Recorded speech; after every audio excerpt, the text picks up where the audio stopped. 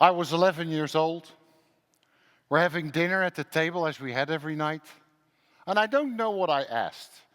But I asked, my mom and dad looked at each other. And my dad said, Jos, after dinner, you and I are going to have a little talk. Go to a side room, he closes the door, and my dad tells me about the birds and the bees. Now, this is before internet, so I had no clue. I don't know how I responded to these revelations, but I do remember that the next day I came home from school. It was a 5-minute walk, and I said to my mother, Mom, I have seen 3 pregnant women. I had never seen a pregnant woman before. And if you go back in your own lives, thinking about how you have been growing up, and as you get older, it is parents and teachers and friends who help you to see things that otherwise may not register because you don't have a concept of it. And that is the case with government and with citizens. Now look around you. I don't know how many people there are. I've heard there's over 1,000. If you know 5 people in this audience, it's much, but I understand you just made a few friends. But when you look around, we can see whether you're tall or not so tall. We can see whether you're African American, Caucasian. We cannot see whether you're Republican or Democrat, whether you are a Muslim, a Christian, Jewish, Hindu, Buddhist. There are many things about each other that we do not see, just as there are many things about government that we generally do not see. But if you think about this room full of people, let's assume for the moment most of you are American. So you could say this is a community of Americans. But, ladies and gentlemen, it is an imagined community of people. An imagined community of people is something that is contrasted to a physical community of people, and for most of humanity's existence on this globe. That is, about the past 200,000 years, people lived together in groups of about 30 to 50 individuals. You knew one another really well. You knew who to turn to in times of distress and need. You knew who to go to if you needed to have a conflict settled between 2 individuals. But you did know that you needed one another for survival. Now, we live in societies the past 10,000 years that are far larger than 30 to 50 people. And that's what I call an imagined community.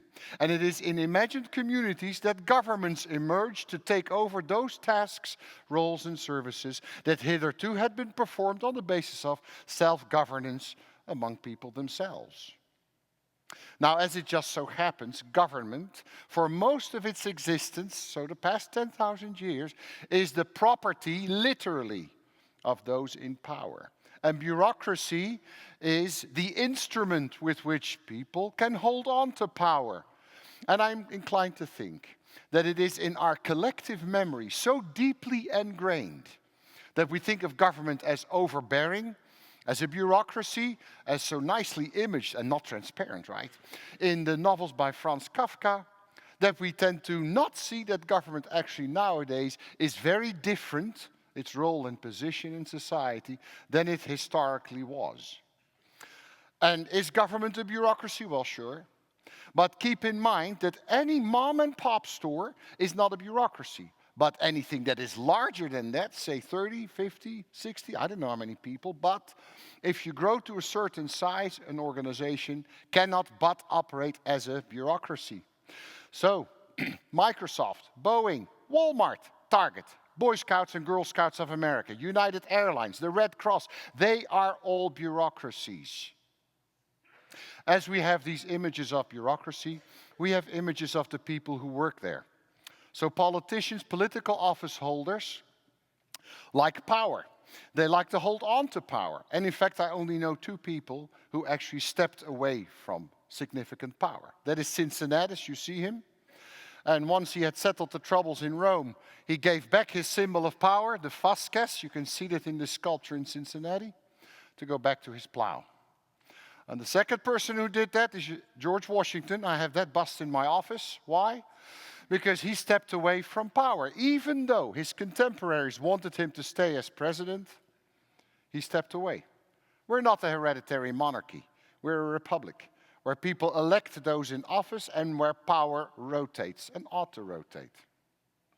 Nowadays, what I think of when I think about politicians, they have learned how to kiss babies. Now, we have images of people who work in government as well, civil servants, bureaucrats.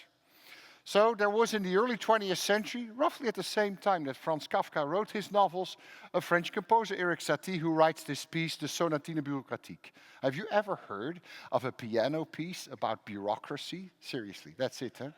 Now, he wrote a narrative on top of and you'll see part of it, a narrative. And this bureaucrat gets up, goes to work, sits down in his office, thinks about the spaciousness, enjoys it, spaciousness of his office, about his next promotion and the salary raise that will come with it.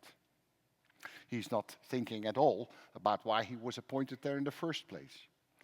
We tend to think that bureaucrats are lazy, right? That they are incompetent, but they are not, I'll tell you. Now, I've looked up some numbers just to get a right perspective on this. So in December 2017, there were 2.8 million people, civil servants, working in federal government. Another 1.3 million in the military. 5 million in state government. And a whopping 14.5 million in local government. Ladies and gentlemen, in terms of personnel size, local government is big government. It's where the rubber meets the road. It's where you get your services. And who are these people in local government? It's your garbage can collectors. If they're not hired by the municipality itself, it's contractors, but they're still paid for through taxpayers, right? It is our police officers, such as we have in the Glen College every year through the Public Safety Leadership Academy. It is school teachers, such as this kindergarten teacher here, and I picked this photograph because our daughter is a kindergarten teacher and our son wants to be a high school teacher, right? These are our civil servants who do things every day that make a difference in our lives, even though we don't see it and we generally take it for granted. Where politicians have learned to kiss babies, civil servants daily change the diapers. You better believe it. I've seen it often enough. Now, people could say, Raadschelders, you're wrong. Civil servants, no good. If they weren't good for the private sector, that's how they ended up in government. But ladies and gentlemen, that really is not the case. I've had civil servants for special programs that we design in class when I was still working in Europe. Social workers, school teachers, military, diplomats, even elected office holders. All of them are very competent. Now you could say, wait a minute, you get a self-selected category here. These people take those classes because they are interested. No, I've met plenty also outside a classroom setting. And almost all of them that I know and have met over the years are competent, and they actually frequently go an extra mile too. So, in a democracy such as that of the United States, government and citizens need each other, and they are partners in protecting and advancing that democracy. We need government because we cannot take care of one another anymore in the imagined huge communities in which we live. We need government for infrastructure, for education, for healthcare, for financing fundamental research that the private sector is not interested in immediately. And government needs us to participate in the business of government, in helping to make policy, to engage with one another, and above all, to be civil to one another, which is really difficult in a society where we tend to, it seems, emphasize more the differences between one another than what actually connects us. We're human and we're citizens. Now, in a democracy, government and citizens restrain their own urges, right?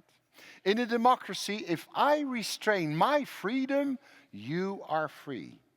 In the words of John Stuart Mill, allegedly, my freedom to punch you stops at your nose. In the words of Nina Simone, freedom is to have no fear. Ladies and gentlemen, you go home this afternoon at 4 o'clock, or later. Then the chances that you get home safe are sky high. that has everything to do with government. And you can take for granted that it is safe. No, I know there are some school shootings in this country, in this society, but generally it is a fairly safe type of society, despite the fact that there are so many people living on top of one another. Now, I know that Thomas Hobbes is right, but I add something to this. Without government, life will be nasty, brutish, and short, and it will be the survival of the fittest and the strongest, not the way our government and society operate nowadays. I think of democracy as a garden, and it is a garden where government and citizens together take care of the garden of democracy.